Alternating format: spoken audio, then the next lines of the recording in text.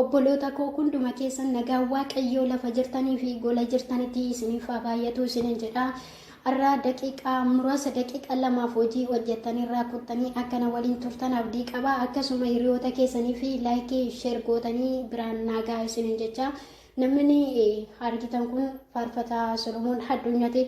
Namni faarfataa kana hin beekne jira jedhee yaadu garuu yeroo ammaan kanatti fuula feesbuukii peejii isaa keessatti jechuudha istoorii keessatti wanta isa hin ilaallamnee fi wanta isaaf bakka hin buune wanta dhalootatti gufuu ta'uu fi safuu dhaloota kan hin eegnetu keessatti argama. Akka nama kana hin taane hundi keenya iyyuu beekuu qabna. Innillee kan koomiti jedhee jira.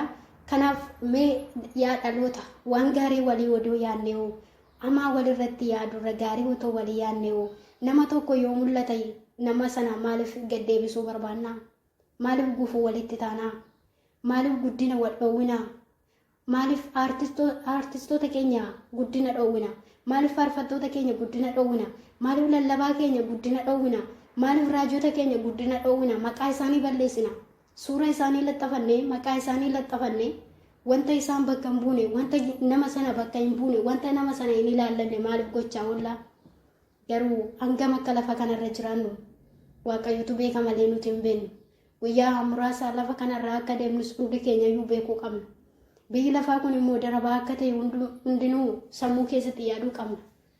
Namni akka nama harree haa ta'e maqaa isaa dhuunfatee maqaa namaatiin daldalu maqaa namaa balleessuudhaaf ariifatee kaachaa jira. Garuu waaqayyo abbaan firdii gaafa teessoo isaarraa ka'e wanta hundumayyuu sirreessuu hin danda'a waan ta'eef. Obboloota koo akka nama kana hin taane hundi keenya iyyuu beekuu qabna. Namni kun nama fakkeenya gaarii dhalootaaf ta'uudha. Ta'aa jiran keessaa isa tokkodha.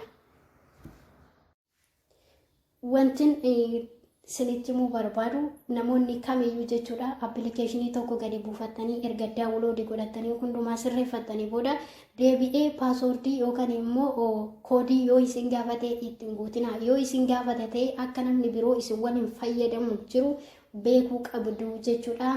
Kanaaf hiriyoota keessaniif sheer godhaa isiniin jecha qophii biraan hanga walitti deebinutti turtii gaarii nagaan naa turaadha.